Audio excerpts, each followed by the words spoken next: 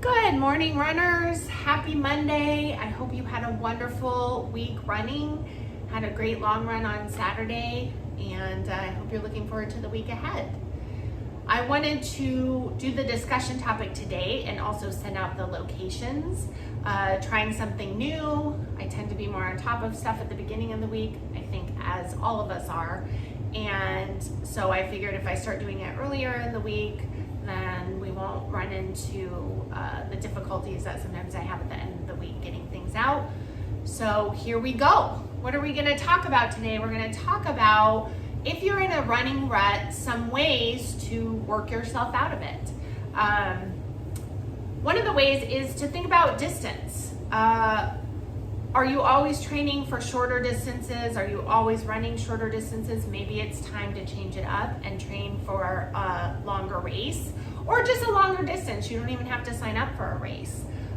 Or if you're always running longer, train for a 5K. I know that may seem like it wouldn't be much of a change, but it is. The training is different. The approach is different, and it can be something that can sort of shake you out of a rut and get you excited about running again. Another way is running by time instead of distance.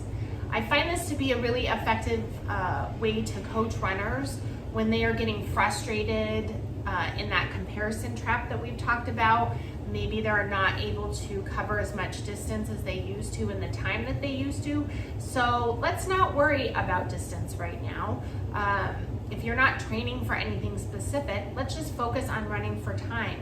Lots of runners and lots of running coaches only use time to train their clients and don't use distance.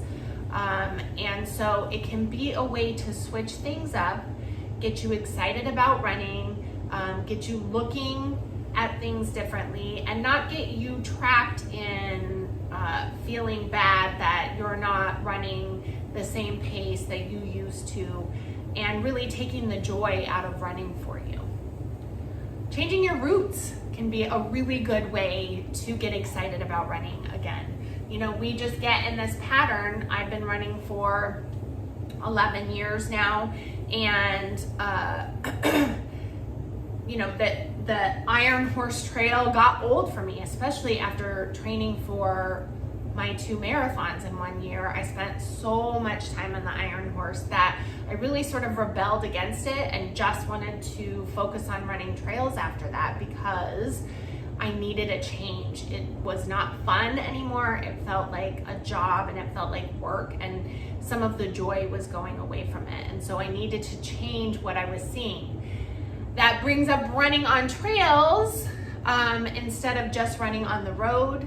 I know some of you are very resistant to running on trails, but I really want you to consider giving it a try. You know, when you run on trails, it's just so much more dynamic than running on the road. When you're running on the road, you're sort of able to disengage. When you're running on Iron Horse, you know the route.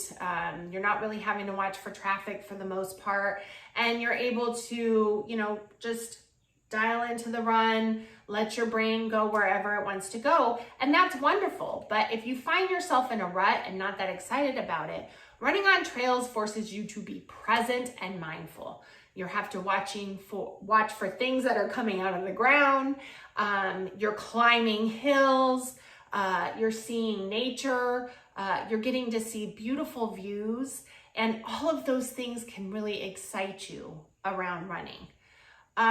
Change your focus. Like I said, train for short instead of long, or long instead of short. Cross training can be an exciting way to sort of make running exciting again by putting your effort into cross training and then being able to come back to running. You're engaged somewhere else. You maybe aren't running as much, but when you do run, you're appreciating it more. And I think that's really key, choosing something that will still keep your fitness up for running, but allows you to engage your brain and your body in a different way. Taking time off. I think this is one of the things that we struggle most with as runners. At least I can say that I do.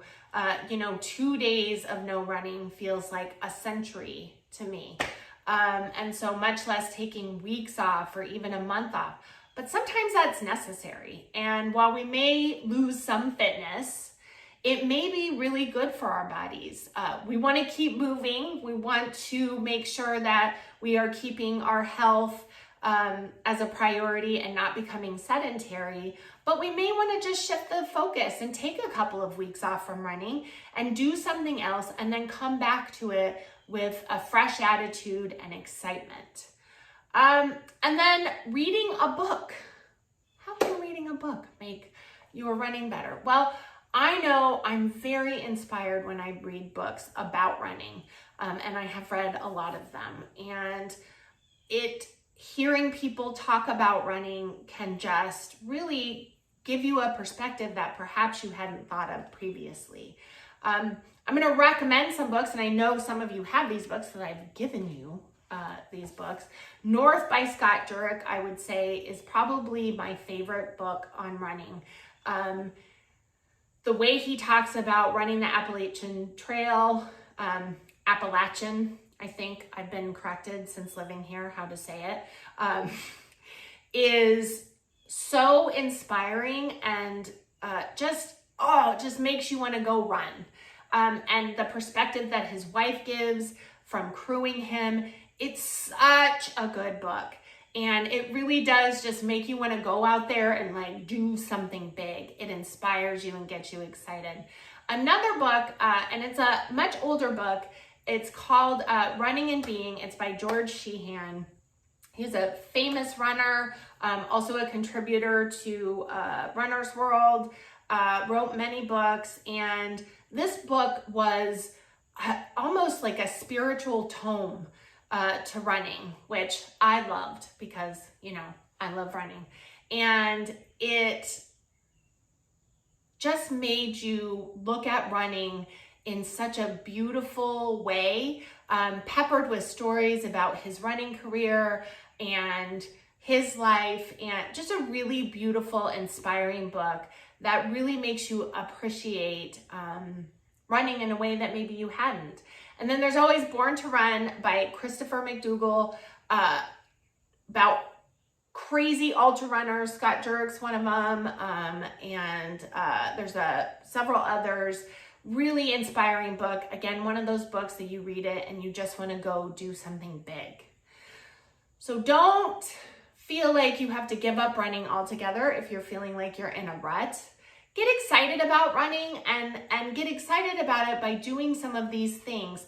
Change what you're doing. If we keep doing the same thing, we're going to keep getting the same result.